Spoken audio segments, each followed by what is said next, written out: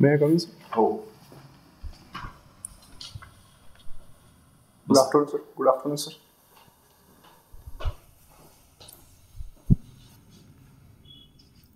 तुमचा परिचय करून द्या. सर, माझं नाव दत्ता नरहरी लुंगे आहे. मी अकोला जिल्हा लहान उमरी नाका जटारपेठ समोर इथे राहतो आणि माझं शिक्षण ग्रॅज्युएशन अकोल्यातूनच झालेलं आहे BCA मधून आणि मी पोस्ट ग्रॅज्युएशन पुण्यामधून केलं आहे फुले युनिव्हर्सिटीमधून. आणि MBA केलं सर. MBA केलं सर. मार्केटिंग माझं मेजर होतं. युनिव्हर्सिटीचं नाव काय? सावित्रीबाई फुले युनिव्हर्सिटी. सावित्रीबाई फुले बाबत माहिती सांगा बरं. काय सावित्रीबाई फुले या आपल्या महात्मा फुले यांच्या पत्नी होत्या. तेवढीच ओळख आहे का? नाही, आहे ना महात्मा ज्योतिबा. सांगायचं नाही. बरं. दुसरं सांगा. त्या महात्मा फुले जो सत्यशोधक समाज होता, महात्मा फुले नंतर सत्यशोधक समाजाची धुरा त्यांनी सांभाळलेली आहे आणि स्त्री शिक्षणासाठी जो सगळ्यात मोठा हातभार त्या काळात लावलेला आहे तो सावित्रीबाई फुलेंनीच लावलेला आहे. मुलींची पहिली शाळा काढणाऱ्या सावित्रीबाई फुलेच होत्या. मुलींना शिक्षण देणाऱ्या त्या काळात सावित्रीबाई फुलेच होत्या. आणि त्यानंतर त्यांनी प्लेग म्हणजे जेव्हा प्लेगची साथ पसरली होती तेव्हा पण सगळ्या समाजाला प्लेग पासून दूर करण्यास त्यांचा मोठा हातभार होता. कधी मृत्यू झाला त्यांचा? सावित्रीबाई फुलेंचा मृत्यू सर 1897 झाला. 1897.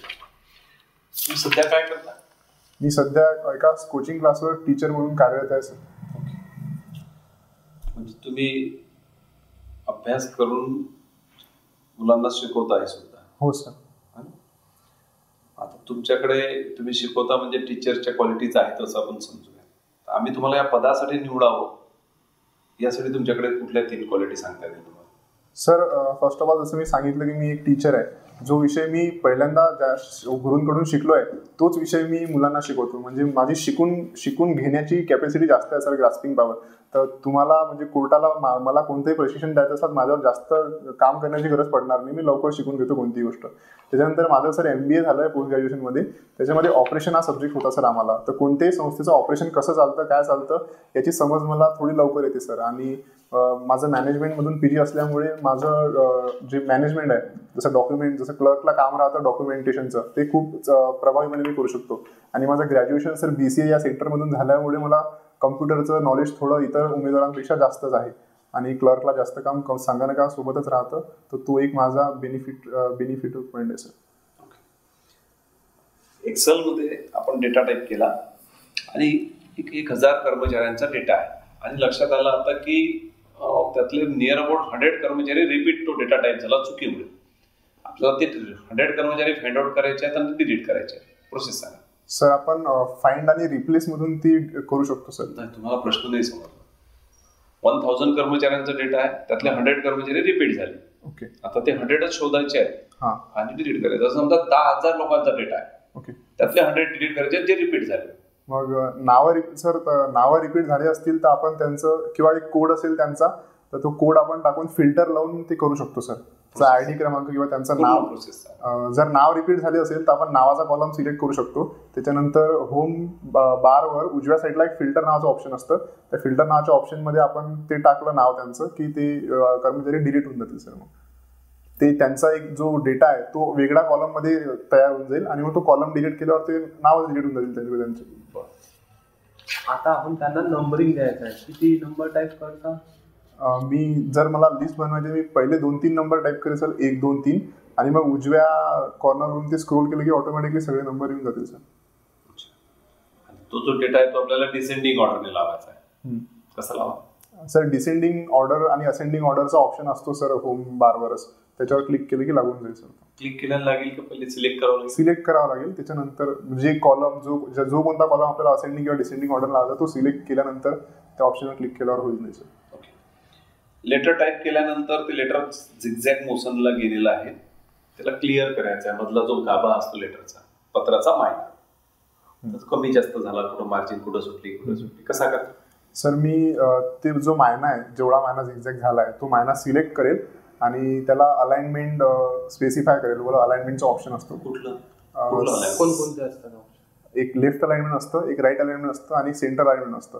सेंटर असतं की जस्टिफाय असतं? Justify alignment. सेंटर पण असतं सर, पण मी त्या महिन्याला जस्टिफाय अलाइनमेंट अप्लाय करेल. आता त्या फाईलमध्ये आपल्याला एक फोटो टाकायचा आहे. तीच फाईल ज्याची लेटर आहे म्हणजे कशाचा तरी आपल्याला एक फोटो टाकायचा आहे. कसा टाकायचा आहे? सर मी इन्सर्टमध्ये जाईल आणि पिक्चर नावाच्या ऑप्शनमधून माझ्या फोल्डर ज्या कोणत्या फोल्डरला तो फोटो सेव्ह असेल तिथून तो निवडून त्या जागी अप्लाय करेल सर. क्लिक करेल इन्सर्ट ऑप्शन. त्या लेटरच्या खाली आपल्याला एक 10 कर्मचाऱ्यांची माहिती पाठवायची आहे आणि तिथं 10 कॉलम आपल्याला पाहिजे. कॉलम टेबल इन्सर्ट करायचा आहे. 10 कॉलम आणि 10 रोज. कसा करा? इन्सर्टमध्ये जाईल सर. इन्सर्टमध्ये टेबल इन्सर्ट नावाचा ऑप्शन आहे. त्याच्यामध्ये आपण इंडिव्हिज्युअली आपल्याला मॅन्युअली पण टेबल घेऊ शकतो आणि जर आपण तसं जेवढे रो आणि जेवढे कॉलम आहेत तेवढं माहित असेल तर रो आणि कॉलमची संख्या टाकून पण आपण डायरेक्ट टेबल इन्सर्ट करू शकतो. 10चा घेतला तुम्ही. आता मला त्याच्यात एक कॉलम आणखी वाढवायचा आहे. ते जसं मी बोललो सर की आपण मॅन्युअली पण जाऊ शकतो आणि इन्सर्टमध्ये जाईल. इन्सर्ट टेबलमध्ये जाईल आणि त्याच्यामध्ये एकच कॉलम सिलेक्ट करायचा असा ऑप्शन असेल सर. कॉलम 1 ऑप्शन आहे का त्याच्यात? ऍड कॉलम नावाचा ऑप्शन असते सर. त्याच्यावरून हो घेऊ शकतो सर आपण ऑप्शन. Okay sir. मॅनेजमेंटचे तत्व सांगा.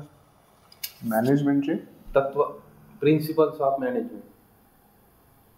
सर आठवत नाही येत.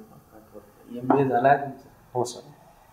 MBA त्याचा इथं आपल्या तुम्ही सिलेक्ट झाले त्याचा फायदा आम्हाला कसा होईल? सर मी जे मॅनेजमेंट आहे तसं कोणत्याही कोर्टाच्या बाबतीत तेच मॅनेजमेंट. मग त्याच्यात काय काय येतं?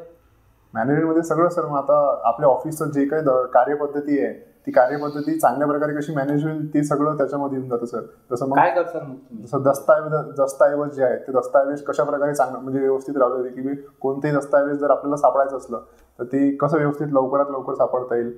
त्यानंतर एखादी फाईल समजा दिसत नाहीये ती शोधण्यासाठी तुम्ही म्हणजे कमीत कमी वेळेत ती आपल्याला शोधायची आहे. कशी शोधता? त्याच्यासाठी जर मी ज्या सगळ्या फाईल्स आहेत ना त्यांचा एक रेकॉर्ड माझ्या कम्प्युटरला ठेवेल की कोणती फाईल कोणत्या बॉक्समध्ये कशी ठेवली आहे. त्याची एक्सेल फाईल तयार करून ठेवली पहिलेच कम्प्युटरला. हो आता आपण ते सर्व ठेवलं सगळं त्याच्यावर लिस्ट लावली आहे पण ती फाईल त्या कपाटमध्ये त्या कपबोर्डमध्ये नाहीये. मग काय करतात? म्हणजे आपल्याला पूर्ण शोधावं लागेल. हो सर. पूर्ण शोधावं. कमीच वेळेत कसं शोधावं सर? मग मी ती फाईलचा नंबर बघेल त्या तेवढ्या एका सॉर्टेड बॉक्समध्ये बघेल की त्या नंबरच्या खाली आणि म्हणजे त्या नंबरच्या बिटवीन ती फाईल आहे का. जर सापडत नसेल तर मग मी शिपायाला विचारेल की कुठं काय किंवा त्या फाईलचा हिस्ट्री बघेल सर की कुठून आली आणि कुठं गेली. तर हुसेन बोल्ट तुमचा आवडता खेळाडू आहे. हो सर. काय टायमिंग आहे त्यांचा 100 मीटरचा? 9.11 सेकंद आहे. 9.11 सेकंद. कुणी तोडला का तो एवढ्यात? नाही सर इतक्यात तोडला नाही. भारताचे चीफ जस्टिस ऑफ इंडिया 10/11/2024 ला कोण? 10/11/2024 ला आपलं धनंजय चंद्रचूड होते सर. आता कोण आहे? आता न्यायमूर्ती संजय खन्ना आहे. कितवे आहेत ते भारताचे? 51वे सरन्यायाधीश. कुठल्या राज्याशी संबंधित आहेत ते? सॉरी सर मला त्याचं माहिती. कितवे आहेत? 51वे. त्यांना शपथ कोण देते? राष्ट्रपती देतात सर. राष्ट्रपती. आणि नियुक्ती राष्ट्रपती देतात आणि जे अगोदरचे सरन्यायाधीश असतात ते शिफारस करतात की यांची करा मग राष्ट्रपती. सरन्यायाधीश शिफारस करतात की सरन्यायाधीश आणि इतर न्यायाधीशांचा एक गट असतो तो शिफारस करते? सरन्यायाधीश आणि इतर न्यायाधीशांच्या शिफारसीने सर. त्याला कोणती पद्धती म्हणतात? सर मला मराठीत त्याचं नाव आठवत नाहीये. इंग्रजीमध्ये कोलिजम पद्धत. कॉलेजियम पद्धत. आता जे चंद्रचूड न्यायमूर्ती चंद्रचूड रिटायर झाले त्यांचा एखादा ऐतिहासिक निर्णय?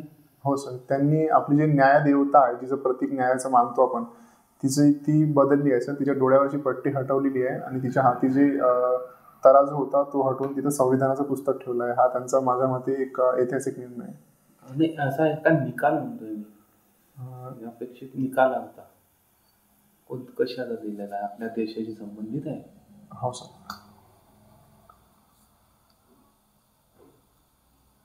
काश्मीर बाबत आहे. हो सर. 370 कलम. सॉरी सर मला आठवत नाही. ठीक आहे. आता महाराष्ट्रामध्ये निवडणुका सुरू आहेत. हो सर. कशाच्या निवडणुका आहेत? विधानसभेच्या निवडणुका. किती जागेसाठी होत आहेत? 288 जागांसाठी. 288 जागेसाठी. ओके येऊ शकतात. Thank you sir.